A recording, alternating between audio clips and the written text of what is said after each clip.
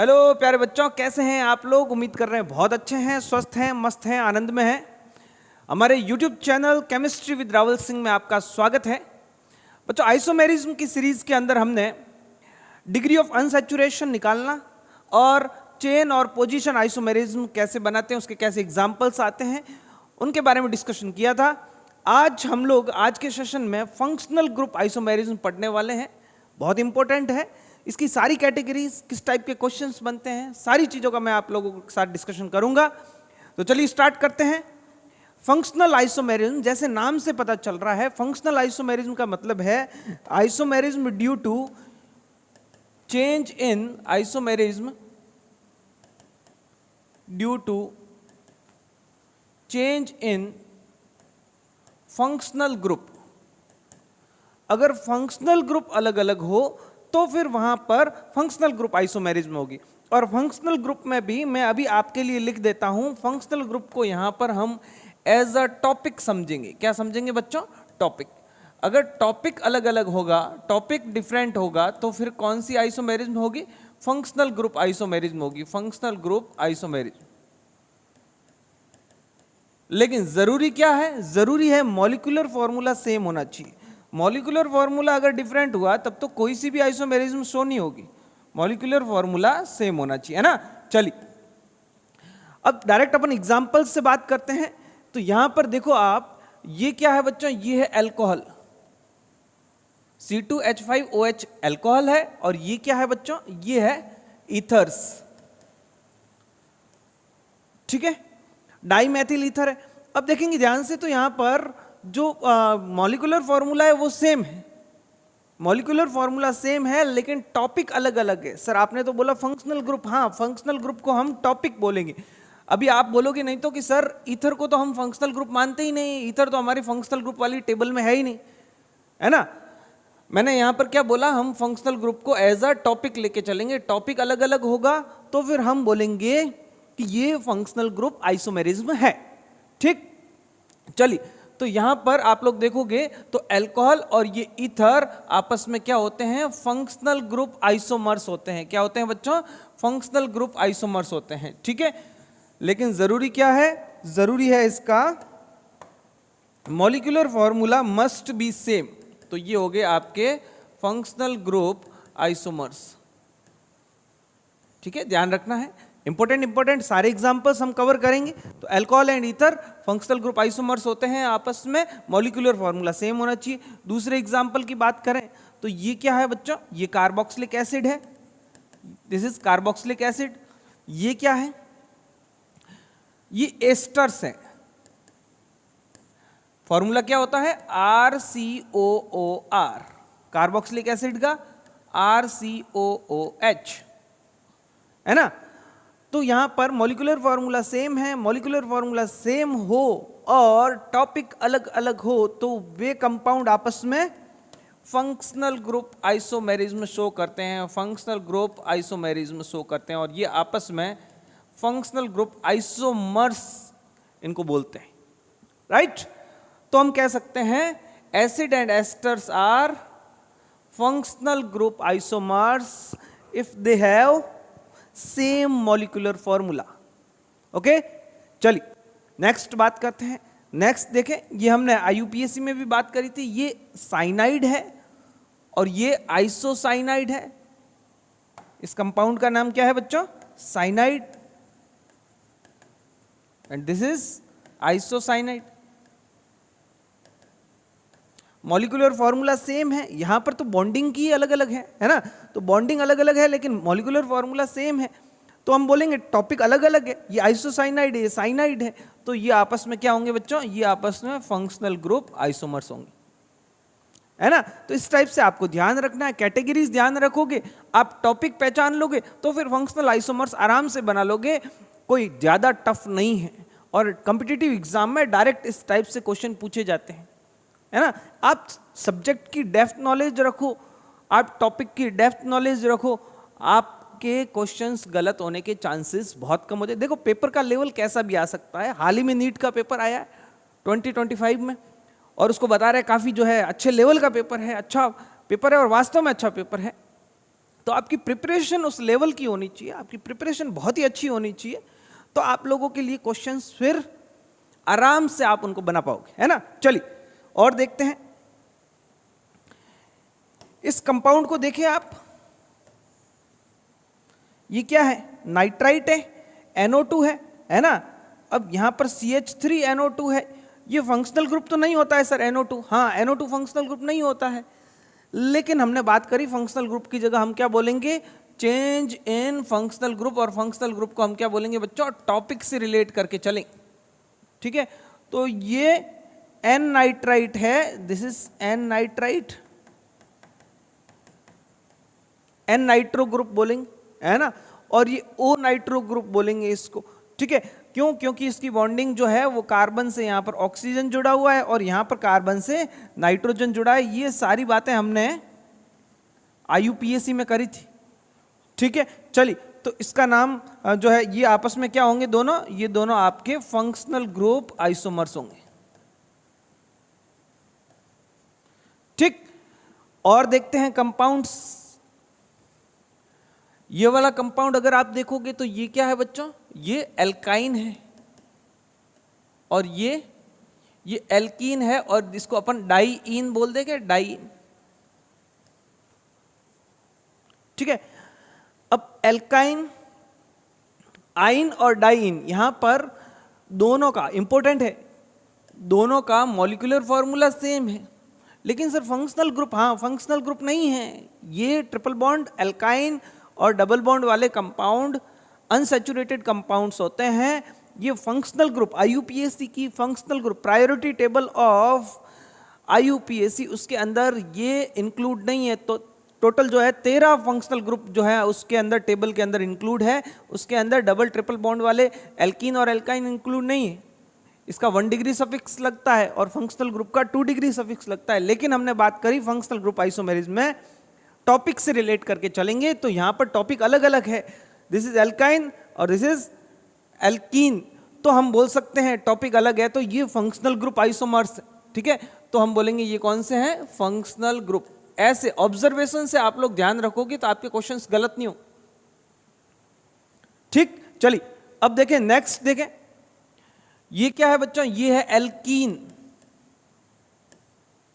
है ना, और ये साइक्लोएल्केन, तो टॉपिक अलग अलग है। अनसैचुरेटेड एल्कीन और साइक्लोएल्केन यहां पर आपस में फंक्शनल ग्रुप आइसोमर्स होते हैं, इनको फंक्शनल ग्रुप आइसोमर्स बोल। और फंक्शनल ग्रुप आइसोमर्स का ही पार्ट होता है रिंग चेन आइसोमेरिज्म। क्या होता है, रिंग चेन।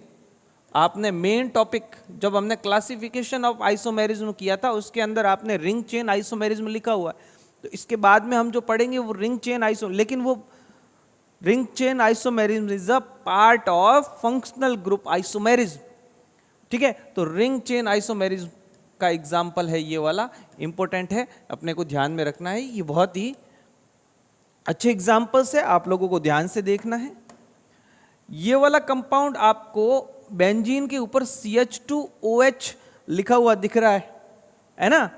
तो यहां पर एक बेंजीन है, एक कार्बन है और एक ऑक्सीजन है। बेंजीन है, एक कार्बन है, एक ऑक्सीजन है। मॉलिक्यूलर फॉर्मूला इन दोनों का सेम है। इसको हम क्या बोलेंगे, इसको हम बेंजोइल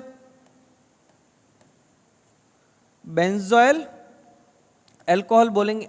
ये चीज हमने कॉमन नेम्स में पढ़ी थी।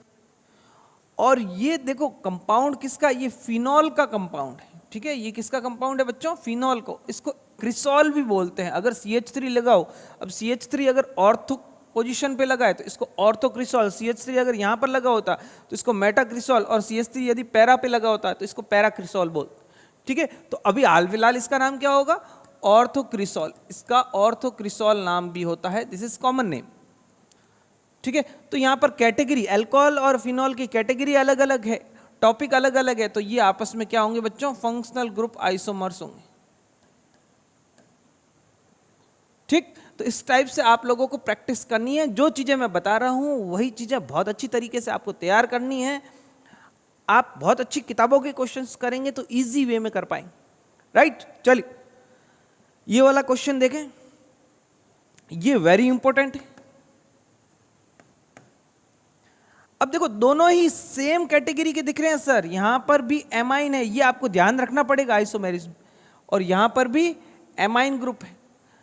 अगर नाइट्रोजन से जुड़े हुए हाइड्रोजन अफेक्ट होते हैं, नंबर ऑफ हाइड्रोजन अगर अफेक्ट होते हैं, यहां पर 2 हाइड्रोजन है, यहां पर नाइट्रोजन के पास में 1 हाइड्रोजन, तो वो आपस में फंक्शनल ग्रुप आइसोमर्स होते हैं। ध्यान रखोगे? चलिए, तो ये फंक्शनल ग्रुप आइसोमर्स होते हैं, वेरी इंपॉर्टेंट। इसको आप अलग से लिख देना, अलग से लिखना है।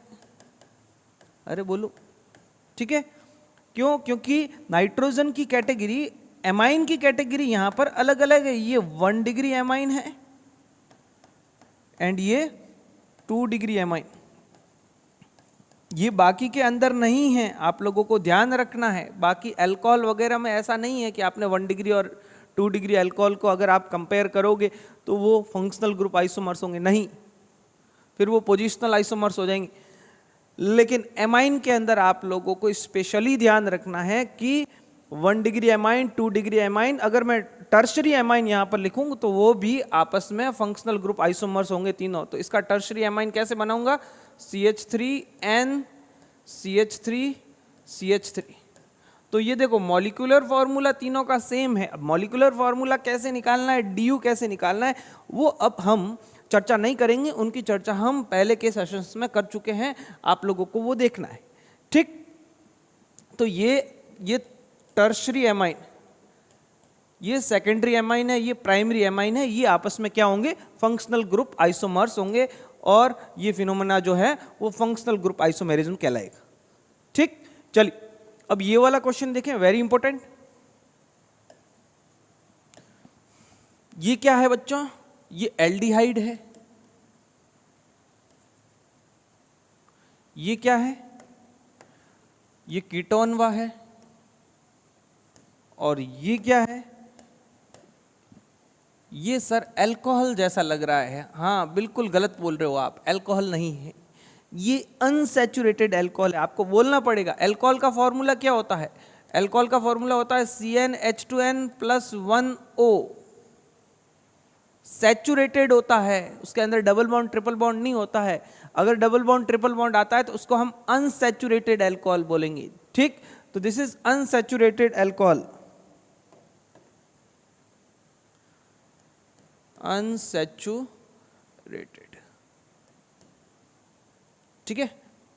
ये वाला कंपाउंड सर साइक्लिक ईथर है। कहां पढ़ा था? IUPAC के अंदर पढ़ा था। सर हम भूल गए, तो आपको अपने बेहतरीन नोट्स बनाने हैं, साथ साथ चीजों को रिवाइज करते रहना है। ऑर्गेनिक केमिस्ट्री का सिंपल सा रूल है, आप जितना रिवीजन करोगे उतना आप परफेक्ट बनोगे, ठीक? तो ये कौन सा ग्रुप कहलाता है? इपॉक्सी ग्रुप कहलाता है, ठीक है? साइक्लिक ईथर है ये बच्चों। ये भी सर ईथर है, CHOCH3ROR, ये भी ईथर है। नहीं, इसको हम अनसैचुरेटेड, हमें बोल के बोलना पड़ेगा, अनसैचुरेटेड ईथर, ठीक है? अब ध्यान से देखोगे तो यहां पर 3 carbon 1 oxygen, 3 carbon 1 oxygen, 3 carbon 1 oxygen, 3 carbon 1 oxygen, 3 carbon 1 oxygen. यहां पर मॉलिक्यूलर फॉर्मूला सेम है, मॉलिक्यूलर फॉर्मूला सेम है, तो फिर ये सारे के सारे आपस में फंक्शनल ग्रुप आइसोमर्स है। क्यों? क्योंकि सबकी जो कैटेगरी है, सबके जो टॉपिक है वो अलग अलग है। Aldehyde, ketone, saturated alcohol, epoxy मतलब साइक्लिक ईथर और अनसैचुरेटेड ईथर, सबकी यहाँ पर कैटेगरी अलग अलग है, टॉपिक्स अलग अलग है, इसीलिए ये सारे compound functional group isomerism show कर रहे हैं, ठीक है? ध्यान रखना है, वेरी इंपॉर्टेंट, ठीक? चलिए, तो ये चीजें ध्यान में रखोगे तो कहीं पर प्रॉब्लम नहीं आएगी, हम आइसोमेरिज्म को बेहतर से बेहतरीन कर पाएंगे, है ना? चलिए, ये वाला टॉपिक है आपकी नेक्स्ट, रिंग चेन आइसोमेरिज्म। मैं यहां पर लिख देता हूं ring chain isomerism. ring chain isomerism is the part of functional group isomerism. ठीक है, अब देखो आपको सिंपली ध्यान रखना है कि एक ओपन चेन होगी और एक क्लोज्ड रिंग होगी। अगर एक ओपन चेन है और एक क्लोज रिंग है तो ये आपस में हमेशा रिंग चेन आइसोमेरिज्म। देखो नाम से भी पता चल रहा है ना, रिंग चेन, एक रिंग है एक chain. Molecular formula must be same, molecular formula same नहीं होगा तो वो आइसोमेरिज्म शो ही नहीं करे, है ना। चलिए, तो यहां पर क्या लिखते हैं अपन,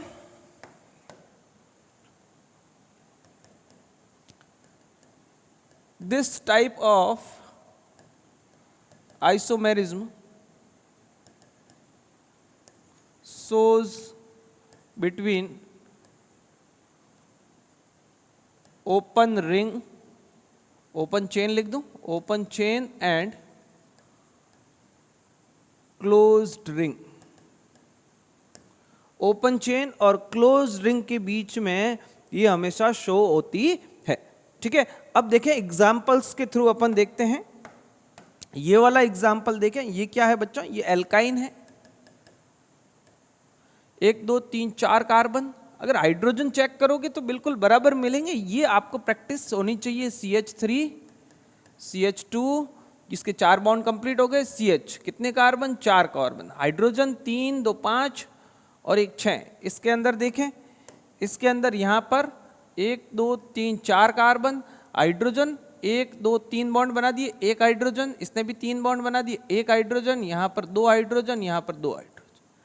तो हाइड्रोजन देखो 2 2 4 और 1 5 और 1 6, और यहां पर 3 2 5 और 1 6। तो मतलब हाइड्रोजन और carbon, number of carbon and hydrogen equal है। तो इसका मतलब मॉलिक्यूलर फॉर्मूला इक्वल है, मॉलिक्यूलर फॉर्मूला इक्वल है। यहां पर भी देखो ये part of functional group isomerism है। तो इसका मतलब है कि जो कैटेगरी है, जो टॉपिक है, वो अलग अलग रहेंगे, बिल्कुल अलग रहेंगे। ये एल्काइन है और ये क्या है, ये आपके साइक्लोएल्कीन है।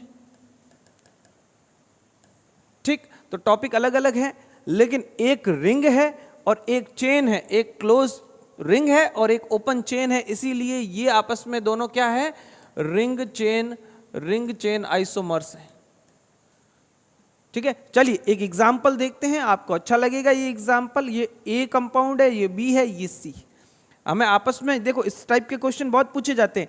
ए एंड बी से कंपैरिजन करेंगे, ए एंड बी से। अच्छा, ये बोल दिया क्वेश्चन में molecular formula is same, molecular formula is same.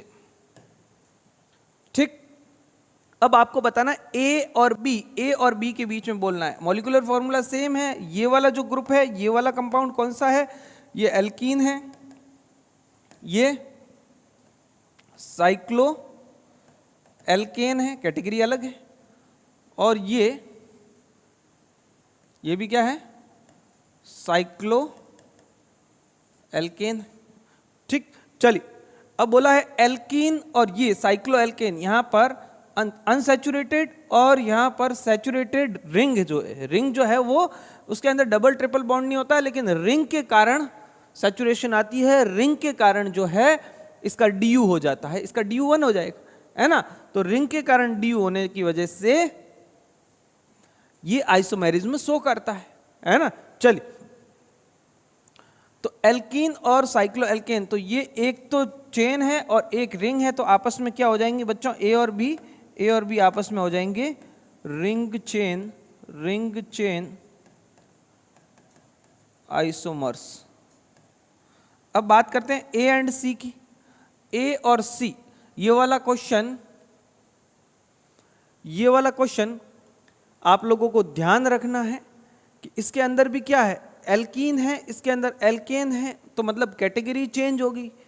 अब यहाँ पर जो क्या है, यहाँ पर तो चेन है और यहाँ पर क्लोज रिंग है, तो क्लोज रिंग और चेन के बीच में क्या हो जाएगी, रिंग चेन आइसोमेरिज्म। सेम ये भी क्या हो जाएगा, this is also example of ring chain isomerism. ठीक, अब ये वाला देखें, बी एंड सी की बात करें तो बी एंड सी, ये वाला क्वेश्चन हमने किया था, ये वाला क्वेश्चन हमने कहाँ किया था बच्चों, ये किया था हमने चेन आइसोमेरिज्म, ठीक है। तो इसकी चेन जो है वो पेरेंट चेन 4 कार्बन की, इसकी पेरेंट चेन 3, दोनों ही रिंग है तो रिंग चेन तो हो नहीं सकते, ठीक है। तो हमने पेरेंट चेन को देखा 4 और 3 कार्बन की, तो ये वाला कौन सा एग्जांपल हो जाएगा, चेन आइसोमेरिज्म का एग्जांपल हो जाएगा। This is the example of chain isomerism. तो ऑब्जर्वेशन आपका बहुत स्ट्रांग होना चाहिए, आइसोमेरिज्म में ऑब्जर्वेशन स्ट्रांग होगा तो फिर नो डाउट आप बहुत अच्छा कर दोगे। चलिए, तो ये हमने बात करी इसकी। नेक्स्ट देखते हैं, अब ये वाला क्वेश्चन देखिए बच्चों, इसने बोला है कि ring chain isomers, ring isomer of this compound, ये क्या है, चेन है और इसका बोला है रिंग आइसोमर बनाओ। अब रिंग आइसोमर बनाएंगे हम। अब अगर आप ध्यान से देखोगे इसको तो ये एल्केन है और सिर्फ अगर एल्केन फॉर्म में हो तो सैचुरेटेड होती है, और सैचुरेटेड एल्केन का जो डी होता है वो कितना होता है, 0 होता है। एल्केन तो सर सैचुरेटेड ही होती है, हाँ, तो एल्केन का जो डी होता है वो कितना होता है, 0 होता है। अब अगर इसका मैं रिंग आइसोमर बनाऊंगा तो वो कैसा बनेगा, ऐसा बनेगा 3 कार्बन का, मॉलिक्यूलर फॉर्मूला तो सेम, लेकिन अगर मैं बात करूं डी यू यहां पर 0 है, क्या ये मॉलिक्यूलर फॉर्मूला सेम है, नहीं सर, मॉलिक्यूलर फॉर्मूला सेम नहीं है। ये क्या है, CH2 और CH2, तो कार्बन तो 3 है, हाइड्रोजन 2 2 4 और 2 6, मतलब इसका फॉर्मूला तो एल्कीन वाला होता है ना, CnH2n, ठीक है। तो यहां पर DU 0 है, और अगर मैं इसकी रिंग बनाऊंगा तो रिंग का DU कितना होता है बच्चों, रिंग का DU 1 होता है, ठीक है। रिंग वाले कंपाउंड का DU हम कैसे निकालते थे, रिंग प्लस पाई बॉन्ड है नहीं, तो रिंग का DU यहां पर 1 है ना। तो DU सेम नहीं है तो इसका जो रिंग आइसोमर है वो पॉसिबल नहीं है, not possible, ring isomer possible नहीं है, क्योंकि रिंग बनाओगे तो उसका तो DU होगा ही होगा, और इसका तो DU 0 है, तो रिंग आइसोमर पॉसिबल नहीं है। इंपॉर्टेंट एग्जांपल है, आपको ध्यान रखना। अब ये वाला क्वेश्चन देखें, इसने बोला ring isomer of this compound. अब ये कंपाउंड देखती आप बोलोगे सर 2 कार्बन की तो रिंग बनेगी ही नहीं, तो 2 कार्बन की कार्बोलिक रिंग नहीं बनेगी, लेकिन जरूरी थोड़ी है रिंग नहीं बनेगी। इसका रिंग आप ऐसे बना सकते हो, CH2, वो एक सेकेंड, CH2C, और यहां पर क्या जुड़ गया है, यहां पर जुड़ गया है आपके ऑक्सीजन, कौन सा ग्रुप है, इपॉक्सी, 1 2, और यहां पर आ जाएगा CH2, ठीक है। तो ये वाला क्या बन जाएगा, इसका रिंग आइसोमर बन जाएगा, क्या बन जाएगा, रिंग आइसोमर बन जाएगा, ठीक है। इंपॉर्टेंट एग्जांपल्स, आप अच्छे नोट्स बनाइए आप इस पर, बहुत अच्छे questions. Total isomers of C5H12O, C5H12O, ठीक है। मैं इसको अलग पेज पे लिख देता हूं, C5H12O, इसको देखें, क्वेश्चन है, इसके अपने को आइसोमर्स निकालने हैं, टोटल आइसोमर्स। मैं एक चीज बताता हूं, आप हमेशा याद रखना, अगर मैं एल्काइल ग्रुप की बात करूं ना, सिर्फ एल्काइल ग्रुप की, तो आपको ध्यान रखना है C3 से स्टार्ट करेंगे, C3H कितना हो जाएगा, H7, एल्काइल ग्रुप बना रहे, एक बॉन्ड बना दिया, ठीक है। तो ये क्या है, प्रोपाइल ग्रुप है। इसके जो टोटल आइसोमर्स, ये याद रखना है आपको, ठीक है, इसके जो टोटल आइसोमर्स बनते हैं वो बनते हैं 2। कितने बनते हैं, ये बात हमने कहां पर करी थी, ये बात हमने कॉमन नेम्स के अंदर करी थी, ठीक है। कहां पर, जहां पर मोनोक्लोरो डेरिवेटिव्स निकालने वाली जब बात हुई थी तब करी थी, और ये आपको डायरेक्ट अगर आप याद रखोगे तो बहुत काम आएगी चीजें, ठीक है। अगर मैं बात करूं C4H, 4 दूनी 8 और 1 9, ठीक है, ये हो गया आपके ब्यूटाइल। तो इसके जो टोटल आइसोमर्स बनते हैं वो 4 बनते हैं इस ग्रुप, और आपको ध्यान रखना है C5H11, इसके जो टोटल आइसोमर्स बनते हैं वो 8 बनते हैं। ये 3 चीजें आपको हमेशा ध्यान रखनी है, ठीक। अब देखो C5H12O इसकी हम बात करें तो कौन कौन से कंपाउंड हो सकते हैं एक ऑक्सीजन वाले? एक ऑक्सीजन का सर अल्कोहल के अंदर ही एक ऑक्सीजन होता है कार्बन हाइड्रोजन के अलावा, और एक ऑक्सीजन वाला सर ईथर होता है, और सर एक ऑक्सीजन वाला एल्डिहाइड होता है, और सर एक ऑक्सीजन वाला कीटोन होता है, और सर एक ऑक्सीजन वाला फिनोल होता है ना। चलिए अब देखते हैं कि यहां पर एक ऑक्सीजन है, लेकिन जो इसका डी है बच्चों, इसका जब आप डी निकालोगे तो इसका जो डी आएगा वो आएगा 0, और डी 0 किसका आता है? सैचुरेटेड। अब डी कैसे निकाला सर आपने? डी निकालने का फॉर्मूला है बच्चों, फॉर्मूले में रख के निकाल दो। इसका जो है एल्केन बना दो, एल्केन बना के फिर देखो कि इसके अंदर डेफिशिएंसी कितनी। इसका एल्केन बनाओगे तो डेफिशिएंसी आएगी नहीं, ठीक है। और फिर डेफिशिएंसी ऑफ हाइड्रोजन अपॉन आपके 2 करोगे तो जो है डी आ जाएगा, ठीक है। और ऑक्सीजन अफेक्ट करता नहीं है डी को, तो ये सैचुरेटेड है, और सैचुरेटेड कंपाउंड का जो डी कितना आता है? 0 आता है, तो इसका डी 0 आएगा।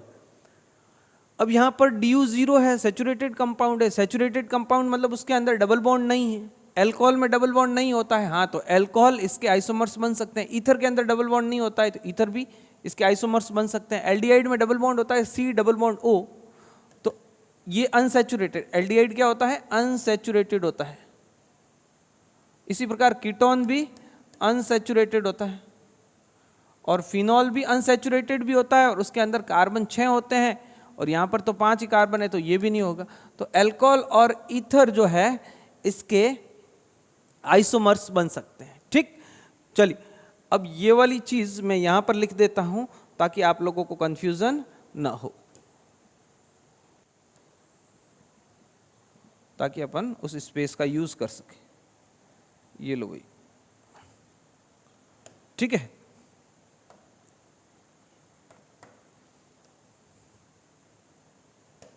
चलिए, हाँ, तो अब सबसे पहले बात करते हैं अल्कोहल की। तो कितने अपने को टोटल आइसोमर्स पूछे हैं, टोटल आइसोमर्स, इस कंपाउंड के टोटल आइसोमर्स पूछे, ठीक है। तो अब सबसे पहले बात करते हैं हम अल्कोहल की। तो अल्कोहल के कितने आइसोमर्स बनेंगे? अल्कोहल, ठीक है। अब देखो, अगर इसका मैं कॉरस्पॉन्डिंग अल्कोहल, इसके मैं अल्कोहल लिखूंगा तो अल्कोहल का फॉर्मूला क्या होता है? CnH2n + 1 O, CnH2n + 1 O ही तो होता है। तो ये हो जाएगा आपके ये हो जाएगा आपके कितना? CnH2n + 1 OH, CnH2n + 1 OH, तो ये हो जाएगा आपके H11 और OH, यही तो होएगा, है ना। 5 दूनी 10, 10 और 1 11 और OH, तो ये अल्कोहल बन जाएगा इसका। तो अब ये अल्कोहल का फॉर्मूला लिख दिया। अब आपको ध्यान रखना है C5H11 इसके जो टोटल आइसोमर्स बनते हैं वो कितने बनते हैं? 8 बनते हैं बच्चों। कितने बनते हैं? 8 बनते हैं, 8 आइसोमर्स बनते हैं। तो अल्कोहल के जो टोटल आइसोमर्स बनेंगे वो कितने बनेंगे? Total isomers. अच्छा, इसका आप 1 डिग्री अल्कोहल के कितने आइसोमर्स बनेंगे, 2 डिग्री के कितने बनेंगे, 3 डिग्री के, एडवांस में भी अच्छे सवाल बनते हैं तो वो भी आप निकाल सकते हो। लेकिन अगर मैं अल्कोहल की बात करूंगा तो टोटल आइसोमर्स कितने बनेंगे? 8 बनेंगे। अपन ने देख लिया C5H11। इस प्रकार आपको क्वेश्चन करना है। अब बात करते हैं ईथर की, ठीक है। तो अब ईथर को देखो, तो ईथर लिखेंगे, इसका ईथर लिखेंगे तो C5, अच्छा ईथर बीच में ऑक्सीजन होता है। अब एक इधर जोड़ेंगे, एक इधर जोड़ेंगे, तो इधर मैं 5 तो जोड़ नहीं सकता हूं, तो 4 जोड़ूंगा तो C4H कितना लिखूं? H9, और एक इधर जोड़ दिया तो एक इधर क्या बच गया? CH3, तो एक ईथर तो ये हो गया। अब आपको ध्यान रखना है, बड़ा वाला कंपाउंड देखना है उसमें कितने आइसोमर्स बन सकते हैं। तो C4H9 के अंदर टोटल जो आइसोमर्स बनते हैं वो कितने बन सकते हैं? 4। तो इस ग्रुप के कितने टोटल आइसोमर्स कितने बन जाएंगे? आइसोमर्स बन जाएंगे 4। और मैं ईथर को कैसे लिख सकता हूं? और ईथर को सर आप ऐसे लिख सकते हो C3H7O CH2CH3 या फिर C2H5 लिख दूं मैं, C2H5, 3 और 2 5 हो गए। अब ये क्या है, प्रोपाइल ग्रुप। प्रोपाइल ग्रुप के टोटल आइसोमर्स कितने बनते हैं? 2 बनते हैं बच्चों। कितने बनते हैं? 2 बनते। तो इस कंपाउंड के जो आइसोमर्स बनेंगे वो कितने बन जाएंगे? आइसोमर्स बन जाएंगे 2 बन जाएंगे। और कैसे ईथर लिख सकते हो? अगर आप यहां पर 2 लिखोगे, यहां पर 3 लिखोगे, ये तो सिमेट्रिक हो जाएगा, जो ये लिखा है वही वापस बनेगा, है ना। यहाँ पर CH3 लिखोगे, यहाँ C4H9 लिखोगे तो ये वाला बन जाएगा। तो ये 2 प्रकार के ईथर बन सकते हैं इस फॉर्मूले से। तो 2 प्रकार के ईथर बन सकते हैं, तो 4 और 2 ईथर कितने बन जाएंगे? ईथर के आइसोमर्स कितने बन जाएंगे? 6 बन जाएंगे। अल्कोहल के कितने हैं? 8 है। टोटल आइसोमर्स हो जाएंगे आपके 14। 14 वाला ऑप्शन आपके बिल्कुल करेक्ट होगा। ठीक, तो इस टाइप से आप लोगों को आइसोमेरिज्म, फंक्शनल ग्रुप आइसोमेरिज्म के क्वेश्चन करने हैं। तो होपफुली आप कॉन्सेप्ट अच्छे से समझ पा रहे हो, और कॉन्सेप्ट अच्छे से समझ लोगे तो कहां दिक्कत आने वाली नहीं है। ठीक है, अब ये वाला क्वेश्चन देखो। अब यहां पर इसने बोला टोटल आइसोमर्स बताओ इसके। तो अब देखो सिंपल सी बात है, टोटल आइसोमर्स पूछा है ना इसने, तो यहां पर एमाइन है, ये तो सीधी सी बात है, एमाइन का फॉर्मूला है। तो एमाइन CnH2n प्लस यहां पर कितना है? 4 दूनी 8, 8 और 2 10, और NH। आप इसको ऐसे लिख सकते हो। ठीक है, अब अगर मैं बात करूं, या फिर मैं ऐसे लिखूं CnH2n प्लस 1 NH2, ठीक है, तो भी चलेगा। अब मैं अगर इसकी बात करूं एमाइन की, तो एमाइन के अंदर यहां पर तो एक ही ग्रुप है एमाइन, और जैसे अल्कोहल और ईथर उसके अंदर 2 आए थे, वैसे तो है नहीं। तो एमाइन की बात करें हम, तो यहां पर टोटल कितने आइसोमर्स बनेंगे? तो C4H11, C4H11 ये क्या है? प्रोपाइल ग्रुप है, और सॉरी ब्यूटाइल ग्रुप है, और इसके लिए जो है, इसके लिए आइसोमर, नंबर ऑफ आइसोमर्स कितने हैं? कितने हैं? 4। इसके लिए नंबर ऑफ आइसोमर्स कितने हैं? 4। तो इसके लिए, इस कंपाउंड के लिए टोटल आइसोमर्स कितने बनेंगे? 4 बनेंगे। वो आपका क्या होगा? सही आंसर। तो इस टाइप से आपको अप्रोच रखनी है, और ये अप्रोच रखोगे तो कभी क्वेश्चन गलत नहीं हो। और ये वाला क्वेश्चन देखो, C7H8O। अब ये मैं आप लोगों को होमवर्क के लिए दूंगा, सेम आप लोगों को वैसे ही करना है जैसे हमने अल्कोहल ईथर वाला किया था। ठीक है, ये आपका होमवर्क है। ठीक है, इस क्वेश्चन को आपको करना है, और नेक्स्ट वीडियो के अंदर इसका डिस्कशन करेंगे। चलो मैं आप लोगों को हिंट दे देता हूं। तो ये क्या है, यहां पर बेंजीन बनेगा। इसके अंदर क्या बनेगा? बेंजीन। बेंजीन के ऊपर कंपाउंड लगाना। ठीक है, अब इतना हिंट दे दिया। C6H6 फॉर्मूला होता है बेंजीन का, है ना। तो यहां पर C7H8O है, तो एक तो आपने बेंजीन लिख दिया। ठीक है, तो ये तो बन गया C6H6। ठीक है, अब इसके ऊपर क्या लगाना है? इसके ऊपर क्या लगाओगे तभी तो कुछ बनेगा। तो यहां पर हम जो अगर OH लगाएं तो ये बन जाएगा C6H5OH, या फिर मैं डायरेक्ट लिख दूं C6H6O। ये H यहां पर जुड़ गया। ठीक है, और अभी भी कुछ बाकी है। क्या बाकी है? अब एक कार्बन बाकी है, और जो है 2 हाइड्रोजन बाकी है, और यहां पर C7H8 है ना, 2 हाइड्रोजन बाकी है। ठीक है, तो C6H6O ये हो गया, और आपके हैं CH2, नहीं ये C7H9O होगा, C7H9O। ठीक है, तो CH3 बाकी है, तो CH3 आप लोगों को लगाना है। आप कहीं पर भी लगा दो। इस टाइप से आपको जो है इसके आइसोमर्स बनाने हैं। तो होपफुली मैं उम्मीद करूंगा कि ये क्वेश्चन आप ट्राई करोगे। नेक्स्ट सेशन के अंदर इसका डिस्कशन करेंगे। तो ये फंक्शनल ग्रुप आइसोमेरिज्म और रिंग चेन आइसोमेरिज्म आपको अच्छे से समझ में आया होगा, ऐसी मैं उम्मीद कर रहा हूँ। आज के सेशन में इतना ही। कल हम लोग मेटामेरिज्म और टोटामेरिज्म स्टार्ट करके स्ट्रक्चरल आइसोमेरिज्म को कंप्लीट करेंगे, और उसके नेक्स्ट सेशन के अंदर हम जो है स्टीरियो आइसोमेरिज्म में कन्फर्मेशनल और कॉन्फिगरेशनल आइसोमेरिज्म को कंप्लीट करेंगे। तब तक के लिए धन्यवाद, थैंक यू, आभार, टाटा।